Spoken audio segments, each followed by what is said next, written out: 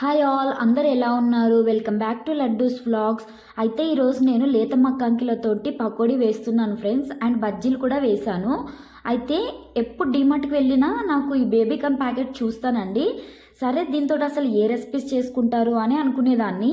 So మక్కంకి పంట మా ఇంట్లో కూడా వేస్తారండి. ఇలా లేత మక్కంకిలతోటి ఏదైనా రెసిపీస్ చేస్తారని అయితే నాకు అస్సలు తెలియదు. సో యూట్యూబ్లో మొన్న వీడియోస్ చూస్తుంటే ఒక ఆంటీ వాటితోటి పకోడీ వేస్తున్నారు. సో నాకైతే చూస్తుంటే చాలా టెంప్టింగ్గా అనిపించింది. సరే నేను కూడా ట్రై చేద్దామని తీసుకొచ్చాను ఒక ప్యాకెట్. అయితే ఈ మక్కంకిలని సాల్ట్ వేసి వాటర్లో మంచిగా వాష్ చేసుకోండి, ఎందుకంటే ప్యాకెట్స్లో ఉంటుంది కదా. ఇప్పుడు నేను చూపిస్తున్న విధంగా మీరు కట్ చేసుకోవాలండి రెండుగా. నెక్స్ట్ శనగపిండి ఒక 4 టేబుల్ స్పూన్స్ వేసుకోండి. బియ్యం పిండి 1.5 టేబుల్ స్పూన్ వేసుకోండి. నెక్స్ట్ పసుపు కొంచెం వేసుకోండి. నేనైతే మెజర్మెంట్స్ అన్నీ కరెక్ట్గా చెప్పట్లేదు, మీ తగినట్టుగా వేసుకోండి.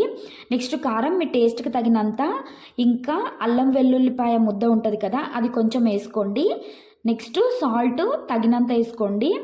కొంచెము వాటర్ పోసుకొని మంచిగా కలుపుకోవాలండి. అట్లా మధ్య మధ్యలో మిక్స్ చేసుకుంటూ మంచి కన్సిస్టెన్సీలోకి రావాలి. ఎందుకంటే ఇది కొంచెం గట్టిగా ఉండకూడదు, నెక్స్ట్ బాగా వాటర్ లాగా కూడా ఉండకూడదండి. మీడియం లెవెల్ చూపిస్తున్న విధంగా ఈ కన్సిస్టెన్సీలో ఉండాలి పిండి అనేది. అప్పుడు పకోడీ వేసుకోవడానికి మంచిగా వస్తుందండి. ఇప్పుడు ఒక కడాయిలో నూనె పోసుకొని ఆ నూనె కాగినాకల్లా ఆ నూనెలో ముందుగా మనం కలుపుకున్న బేబీకార్న్ పకోడీ పిండి ఉంది కదండి, అది మెల్లగా ఒక్కొక్కటిగా వేసుకోవాలి. ఇది కొంచెం వేగినాకల్లా మెల్లగా టర్న్ చేసుకోవాలి. అంతేగాని ముందుగానే మీరు పకోడీ వేసిన వెంటనే టర్న్ చేసుకుంటే అది పకోడీ కాదండి, అది కర్రీ అయిపోతుంది. సో దానికి ఉన్న పిండి మొత్తం సపరేట్ అయిపోతుంది కర్న్ నుండి. దాని తర్వాత ఇది కొంచెం గోల్డెన్ కలర్లోకి వచ్చే వరకు మంచిగా వేంపుకోవాలండి ఆయిల్లోనే.